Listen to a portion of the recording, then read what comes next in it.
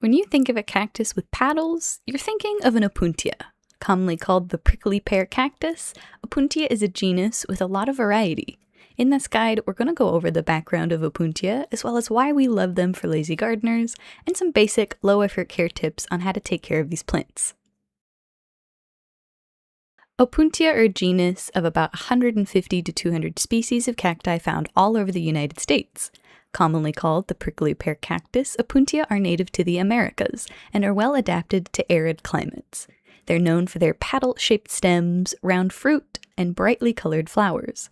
They come in a huge range of types, whether naturally found or in cultivation, and are very resilient plants that propagate like crazy. Some kinds even have mutations that produce crested forms that have irregular, wavy growth, like the emerald idol, and monstrous forms that create very prolific branching, like the mini cinnamon. Varieties like the sunburst and ghost Opuntia express variegation in beautiful ways, with bright yellows and pale whites. Historically, many cultures in the Americas have taken Opuntia fruit, as well as the pads or nopales, removed the spines, and cooked them as food or used them in traditional medicine. We, however, can only recommend our plants for ornamental purposes. We love Opuntia for a variety of reasons, but the main reasons are that they are low-maintenance plants that can tolerate a range of environments. They're beautiful cacti that comes in all kinds of colors, shapes, and sizes. And their beautiful blooms in the spring and summer are a favorite of pollinators like bees. Now, let's get into the basics of caring for these plants. Opuntia are cacti that enjoy a lot of sunshine. They like bright, indirect light to full sun depending on the variety. Some, like the sunburst Opuntia or baby Rita, stress different colors with more light. Without enough light, their petals will start to elongate, stretch out, and lose their round shape, so if you see this, give them more light. Opuntia naturally grow in arid environments with very rocky soil, so make sure that you're using a potting mixture with at least 30% inorganic material, such as perlite or pumice. It's very important to wear protective clothing while repotting these plants, like thick nitrile gloves or gardening gloves. Most Opuntia have tiny spines called glochids that detach very easily from their plant and stick to skin. These can be quite irritating and stubborn to remove. To repot an Opuntia, grab a pot with drainage and fill the bottom with well-draining soil. Remove your plant from its current pot and loosen the old soil around the roots as best you can. Center the plant in its new container, then fill in the sides with soil, pressing firmly down to secure the plant. Add some top dressings to add stability and complete your arrangement, and then give your plant a few rest days before watering. Opuntia are drought-tolerant plants that occasionally need a quick drink of water, making them a great option for lazy gardeners with busy lifestyles. The petals tend to wrinkle and lean when thirsty, and this, combined with completely dry soil, means that it's a good time to water. Fully saturate the soil with water, making sure that any excess water is draining out of the bottom of the pot, and let the soil completely dry out before watering again. Opuntia typically go dormant in the winter, which means it's time to cut back on watering significantly.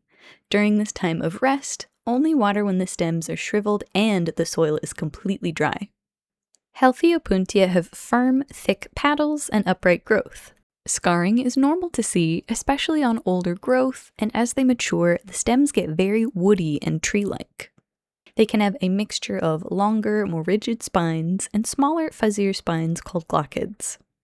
A common problem we see with Opuntia are scale and other pests, which we will talk about how to treat in the next section.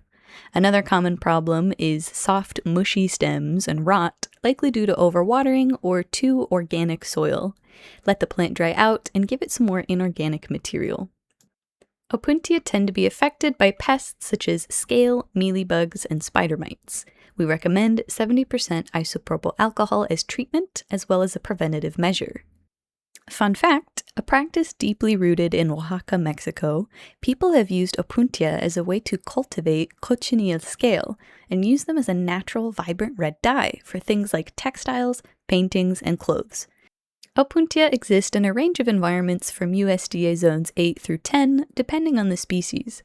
Many Opuntia are cold hardy, however, most cultivated varieties are not frost tolerant, and we would recommend warmer temperatures more often than not. As far as humidity goes, they prefer more arid environments rather than humid ones. Opuntia can be propagated easily by gently twisting off the petals, letting them callus for a few days, and then planting them straight down into well-draining soil. After planting, place them in a spot with bright, indirect light and water very lightly at first. After a few weeks, as roots develop, you can introduce more water more frequently. Even a flat paddle can eventually lay down roots and grow. In nature, this happens all the time when paddles fall over or rest on the ground. Opuntia are non-toxic to humans and pets. As mentioned before, many cultures have historically cultivated Opuntia for food or medicinal purposes, from their fruits to their paddles. However, we still recommend caution around the spines. Opuntia bloom very bright and colorful flowers in the spring and summer. They are usually cup-shaped flowers, a few inches wide, and bloom in a range of yellows, oranges, pinks, and reds. They produce fruit with an abundance of seeds, which gets picked up by birds and quickly spread around. Opuntia are a fan favorite, and for good reason. They are beautiful cacti while also being easy to care for and maintain. Just remember to give them plenty of light, water when the soil is completely dry, and plant in well-draining potting mixes, and you should be just fine. Please let us know if you have any questions in the comments, and like this video and subscribe to Lazy Gardens to support us and stay updated on plant care videos in the future.